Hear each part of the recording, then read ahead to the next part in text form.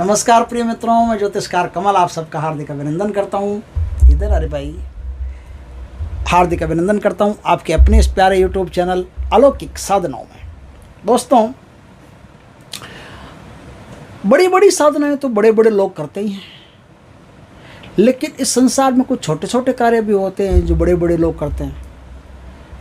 बड़े बड़े लोग छोटे छोटे कार्य करते हैं। उन छोटे छोटे कार्यों में कुछ छोटे छोटे कार्य ऐसे होते हैं जो बहुत बड़ी बड़ी प्रॉब्लम क्रिएट करते हैं। उन बड़ी बड़ी प्रॉब्लम में एक प्रॉब्लम है कोख का बंधना, यूट्रस, क्या बोलते हैं उसको, गर्भाशय। गर्भाशय को तांत्रिक क्रियाओं के द्वारा बांध दिया जाता है। या तो कोई माता बहन किसी माता बहन से शत्रुता रखती है, ईर्ष्या रखती है, जलन रखती है, डाह रखती है और किसी तांत्रिक के पास पहुंच जाती है, किसी मेले कुचेले कार्य करने वाले से कुछ पैसा वैसा दे करके कार्य करवा लेती है। उस बेचारी का ज़िंदगी नरक बना देती है। एक भी बाल गोपाल उसके घर में खेलता नहीं है। तंत्र विद्या से उसकी कोख को बांध दिया जाता है। या फिर कई बार ऐसा होता है कि जैसे मान लो मैं शादीशुदा आदमी हूँ और अब इश्क तो इश्क है, किसी से हो गया और उससे मैंने शादी करने का भी विचार बना लिया, मैंने उससे शादी करने का विचार बना लिया। तो मेरी बीवी क्या करती है, किसी, अपना उदाहरण देता, किसी और का देता हूँ, चलो किसी को प्रेम हो गया, किसी से शादी कर ली, सौतन आ गई, लेकिन उसकी जो पिछले वाली बीवी है ना, वो ये सोचती है कि इसके औलाद नहीं होनी चाहिए। अगर इसके औलाद हो गई तो हमको तो पूछेगा नहीं, औलाद नहीं होगी तो जग मार के हमारे पास आना ही पड़ेगा। तो वो औरत क्या करती है, पिछली वाली औरत, उस दूसरी सौतन जो आती है उसके घर में तांत्रिक क्रियाओं के द्वारा उसकी कोख को बंधवा देती है, डाह से, जलन से, ईर्ष्या से, पीड़ा से, किसी भी तरह से। ऐसे कई केस मेरे पास आ चुके हैं। कई बार प्रपोजल भी आ चुके हैं कि गुरुजी आप चाहे जितना रुपया ले लो, उस मेरी सौतन है उसकी कोख बांध दो, उसका ये कर दो, उसका रूप नष्ट कर दो, उसकी ज़िंदगी तबाह कर दो, ऐसा बहुत कुछ कर दो। और ऐसा होता भी है, लोग करते भी हैं। बहुत सारी तंत्र में ऐसी क्रियाएं हैं जिसके द्वारा किसी का भी बुरा किया जा सकता है, आराम से किया जा सकता है, कोई दिक्कत नहीं, लेकिन खुद को ही भोगना पड़ेगा बाद में, वो अलग बात है, लेकिन किया तो जा सकता है। अगर किसी का बुरा कर दिया तो उसकी कोख बंध गई।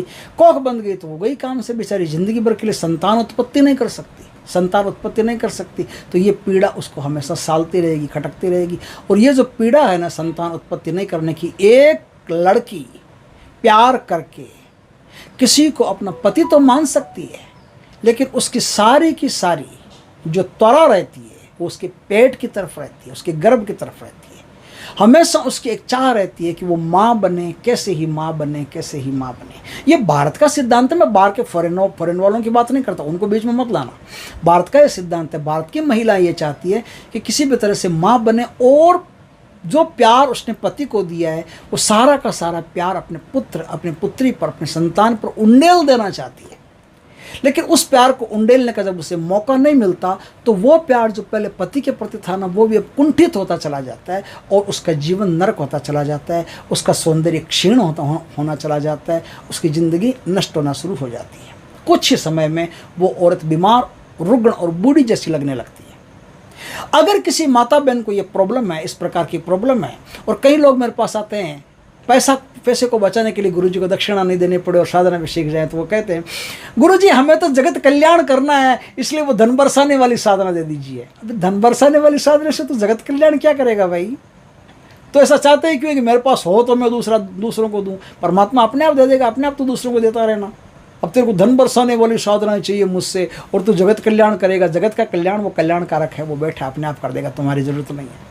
कहीं कहते हैं फलाने जिनको वश में करके जगत कल्याण करना चाहते हो, जगत कल्याण नहीं करना चाहते। सोचते हैं कि गुरुजी कहीं दक्षिणा नहीं मांग ले, कहीं पैसा नहीं मांग ले, इसलिए पहले से ऐसी बाउंड्री बना करके, और फिर अगर गुरुजी कहते हैं अच्छा ठीक है जगत कल्याण करो, 11,000 रुपये लगेगा, दे दो, तब कहते कैसे आदमी हो आप?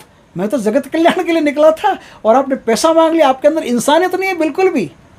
जगत कल्याण बेटा, अगर जगत कल्याण करना है ना तो आज मैं जो चीज़ सिखाऊं उसको सीखो और जगत कल्याण करो। जिनकी आशा है जगत कल्याण की, जिनके मन में जगत कल्याण के भाव हैं, वो आज जो मैं तंत्र सिखा रहा हूँ उसको सीखो और जगत कल्याण करो। आप बंदी से बंदी कोख को एक दिन में खोल सकते हो। कितनी बंदी कोख हो, कितने बड़ा तंत्र मंत्र शिफली अमल तक कर दिया गया हो किसी की कोख पर, तो भी उसकी कोख को एक दिन में खोला जा सकता है। 21 मंत्रों में खोला जा सकता है, मात्र 21 मंत्रों में। मात्र 21 मंत्रों में बंदी से बंदी, बड़ी से बड़ी कोख को खोला जा सकता है। कैसे खोला जा सकता है, आइए उस पर चर्चा करते हैं। दोस्तों, बात यह है कि इस साधना को करने के लिए आपको कोई शुभ दिन चाहिए। होली, दीपावली, दशहरा, कोई भी गुरु पुष्य नक्षत्र हो, अमावस्या हो, पूर्णिमा हो, कोई भी ऐसा शुभ तिथि हो, उसको ले लेना। ज़्यादा बड़ा लेने की आवश्यकता नहीं कि दीपावली आएगी तब करेंगे, नहीं। गुरु पुष्य हो, कोई भी ऐसा दिन हो जिसमें अच्छा नक्षत्र वगैरह सब हो, उस दिन ले लेना। भाई साधना तो जो है ना वो हनुमान जी की कृपा से पूरी होनी है, तो दिनों की तो ज़्यादा गिनती नहीं है। फिर भी आप देख लेना कि थोड़ी सी दिनों में शुभता रहे, तो अपने माइंड में रहेंगे कि हमने शुभ दिन से शुरू किया है, इसलिए साधना सफल होगी। तो किसी भी शुभ दिन से आप इस साधना को शुरू कर लेना। कोई भी शुभ दिन हो सकता है, मंगलवार भी हो सकता है, शुक्ल पक्ष का प्रथम मंगलवार भी हो सकता है, वहां से भी शुरू कर सकते हैं। एक ही दिन की साधना है। आपको एक या तो किसी मंदिर में बैठ करके साधना को करना है, या फिर एकांत कमरे में जहां भगवान की आप पूजा करते हैं वहां बैठ करके साधना को कीजिए। साधना जगत कल्याण के, तो पूरी प्रकृति आपकी सहायता करेगी इस काम को करने के लिए। अगर आपके अंदर भाव अच्छे हैं, इंसानियत के भाव हैं, दूसरों को प्रेम देने के भाव हैं, दूसरों की पीड़ाएं हरने के भाव हैं, तो पूरी प्रकृति आपकी मदद करेगी। प्रकृति मदद करेगी तो ज़्यादा आपको सोचने की आवश्यकता नहीं, आप सीधा साधना में बैठिए, साधना करिए। गणेश, गुरु और हनुमान जी, इन तीन का पंचोपचार पूजन इस साधना में होता है। इन तीनों का पंचोपचार पूजन कर लीजिए। गणेश जी को बूंदी के लड्डू का भोग देना पड़ता है। बूंदी के लड्डू का भोग दे करके, हनुमान जी को बूंदी के लड्डू का भोग दे करके, और गुरु के नाम का बूंदी का लड्डू का भोग दे करके, इन तीनों के नाम का बूंदी का भोग दे करके आप अपना साधना शुरू कीजिए। रुद्राक्ष की सिद्ध माला से 3 माला आपको जपनी है। रात्रि काल में 9 बजे के बाद कभी भी बैठ करके साधना को किया जा सकता है। 9 ही बजे बैठ जाना बढ़िया रहेगा। 9 पूर्ण अंक होता है, उसमें बैठ करके हनुमान जी की साधना आप करना। 3 माला का जाप किया जाता है। लाल वस्त्र होते हैं, लाल आसन होता है, बस और कोई इसमें टाम टिम ज़्यादा है नहीं। दिया, धूप, फूल, फल चढ़ा देना प्रभु को, प्यार से चढ़ाना, जो भी चढ़ाओ एकदम विनम्रता से चढ़ाना। हनुमान जी आप पर कृपा करेंगे, आपकी साधना को सिद्ध कर देंगे। और ये पहले कह देना कि हे प्रभु आप दयालु हो, मैं अज्ञानी हूँ, मैं अबोध हूँ, मुझे कुछ नहीं आता, आप कृपा करो, मुझे मंत्र तंत्र कुछ नहीं आता, आप कृपा करना, मैं कोशिश कर रहा हूँ, आप कृपा करना कि साधना सिद्ध हो और मैं लाखों माताओं बहनों का भला कर सकूँ। बस इस प्रकार की प्यार से प्रार्थना कर लेना। प्रभु के सामने प्रार्थना ही चलती है, प्रभु के सामने साधना से ज़्यादा प्रार्थना चलती है, इसलिए प्रार्थना कर लेना। प्रार्थना करके फिर इस साधना को कर लेना। बस अभी जो मैंने बताया उस प्रकार से कीजिए, करके आप रात्रि 9 बजे 3 माला का जाप कर लीजिए, आपका मंत्र सिद्ध हो गया। मंत्र सिद्ध होने के बाद में कोई भी माता बहन आपको ऐसा लगता है कि इसकी कोख बंदी हुई है, तंत्र क्रिया के कारण बंदी हुई है, रिपोर्ट डॉक्टर से लेती है, रिपोर्ट एकदम नॉर्मल आती है, सब कुछ ठीक है, फिर भी संतान उत्पत्ति होती नहीं है, पति की भी रिपोर्ट ठीक है, पत्नी की भी रिपोर्ट ठीक है, संतान उत्पत्ति फिर भी नहीं होती है, तो आप इस काम को कर लीजिए। वरना डॉक्टर का अगर कोई उसमें आता है, इश्यू आता है, तो वो तो आपको मेडिकल इश्यू करवाना पड़ेगा। मेडिकल इश्यू तो क्लीन करवाना पड़ेगा। मेडिकल इश्यू क्लीन करवाने के बाद भी अगर कोई प्रॉब्लम है या मेडिकल में कोई इश्यू नहीं है फिर भी उसके संतान नहीं होते, तो इस साधना का आप प्रयोग कीजिए। दोनों काम करवाइएगा, उसको बच्चा हो जाएगा, उसको संतान हो जाएगी, उसकी ममता अपने आप ही प्रस्फुटित हो जाएगी और उसके जीवन में एक नए सूर्य का उदय होगा, नई खुशी का प्रादुर्भाव होगा। दोस्तों, अब क्या है, कोई रोगिणी है, उस रोगिणी को आप अपने सामने बिठा लीजिए। साधना में पूर्व दिशा में मुंह रखना पड़ता है, इस बात को ख्याल रखना, पूर्व दिशा में मुख रख करके साधना करना है। अब रोगिणी को अपने सामने बिठा लीजिए, एक चाकू ले लीजिए बड़ा, उस चाकू से 21 बार मंत्र को पढ़ते हुए जमीन पर रेखा खींचते जाइए, दूसरे मंत्र से रेखा काटते जाइए, रेखा खींचते जाइए, दूसरे मंत्र से रेखा काटते जाइए, खींचते जाइए, काटते जाइए। 21 मंत्रों में आपको यही करना, रेखा खींची काटी, रेखा खींची काटी, रेखा खींची काटी, और बार बार उसकी कोख पर फूंक मारते रहिए। ये हो गया। अब आपको 7 मंत्र पढ़ने हैं। एक थोड़ा सा गिलास में जल लेना है, 7 मंत्र पढ़िए, जल पर फूंक मारिए, वो जल उसको पिला दीजिए। अब आपको फिर 21 मंत्र पढ़ना है। 21 मंत्र पढ़ते हुए लाल कलर का एक धागा लेना है, लाल कलर का एक धागा लेके उस पर 21 गांठें लगानी है। हर गांठ मंत्र के साथ लगनी चाहिए। मंत्र के साथ गांठ लगाइए, गांठ लगा करके 21 गांठों का वो धागा उसकी कमर में पहना दीजिए। बस काम हो गया। प्रभु की कृपा से कुछ ही समय में उसे ऐसा पता चल जाएगा कि उसके गर्भ में कोई बच्चा आ चुका है, और बच्चा जब तक एकदम सही सुरक्षित एकदम हष्ट पुष्ट पैदा नहीं हो जाए तब तक वो गांठ खोलनी नहीं है, तब तक वो गांठ खोलनी नहीं है। समझ गए बात को? तो वो गांठ तब तक खोलनी नहीं है, तब तक वो धागा उसके पे रहेगा, और उसके बाद में जब वो काम हो जाए तब वो धागा खोल के प्यार से वो धागा प्रसाद के सहित, भोग के सहित हनुमान जी के मंदिर में पहुंचा दे। उनके दिया धूप करके उनसे प्रार्थना कर लें, प्रभु आपके धागे की वजह से, आपकी कृपा की वजह से मुझे संतान की उत्पत्ति हो गई है, आपका बहुत बहुत धन्यवाद।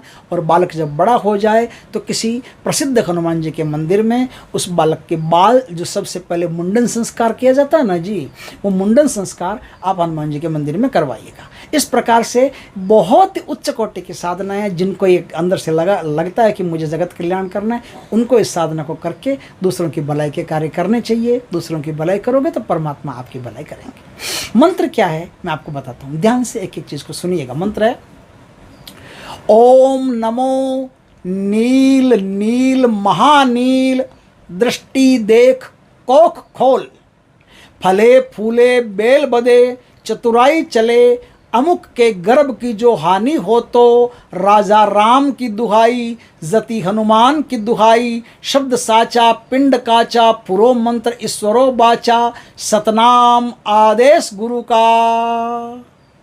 एक बार फिर सुनाता हूँ, मैं 3 बार सुनाता हूँ ताकि आपको दीक्षा लेने के लिए कहीं जाने की भी आवश्यकता नहीं पड़ेगी। आप मुझे ही गुरु मान करके काम कर सकते हो। मैं हनुमान जी को परमात्मा मानता हूँ अपना, मेरे सब कुछ वही है। तो आप मुझे गुरु मान लोगे तो भी काम चलेगा, और नहीं मानना हो किसी को तो कोई दिक्कत नहीं है। मुझे किसी को शिष्य बनाने में कोई ज़्यादा रुचि नहीं रहती। फिर भी यदि किसी को चाहिए कि 3 बार मंत्र सुनाएंगे तो गुरु बनेंगे, तो मैं 3 बार आपको मंत्र सुना देता हूँ। मंत्र सुनो। ओम नमो नील नील महानील दृष्टि देख कोख खोल, फले फूले बेल बदे चतुराई चले, अमुक के गर्भ की जो हानि हो तो राजा राम की दुहाई, जति हनुमान की दुहाई, शब्द साचा पिंड काचा, फुरो मंत्र ईश्वरो बाचा, सतनाम आदेश गुरु का। ओम नमो नील नील महानील दृष्टि देख कोख खोल, फले फूले बेल बदे चतुराई चले, अमुक के गर्भ की हानि हो तो राजा राम की दुहाई, जति हनुमान की दुहाई, शब्द साचा पिंड काचा, फुरो मंत्र ईश्वरो बाचा, सतनाम आदेश गुरु का। ओम नमो नील नील महानील दृष्टि खोल, दृष्टि देख को खोल, फले फूले बेल बदे चतुराई चले, अमुक के गर्भ की रक्षा, जो अमुक के गर्भ की जो हानि हो तो राजा राम की दुहाई, जति हनुमान की दुहाई, शब्द साचा पिंड काचा, फुरो मंत्र ईश्वरो बाचा, सतनाम आदेश गुरु का। इसमें जिस समय आप जिस स्त्री के लिए काम कर रहे हो, मंत्र में जहाँ अमुक शब्द आया है उस स्थान पर उस स्त्री का आपको नाम लेना है। बस इतना ही कार्य करना है। आगे का कार्य हनुमान जी करेंगे, आपको चिंता करने की कोई आवश्यकता नहीं। प्रभु सब संवार लेंगे, इसीलिए प्रभु को सांवरा कहते हैं। जय श्री कृष्ण दोस्तों, जय हनुमान बाबा की।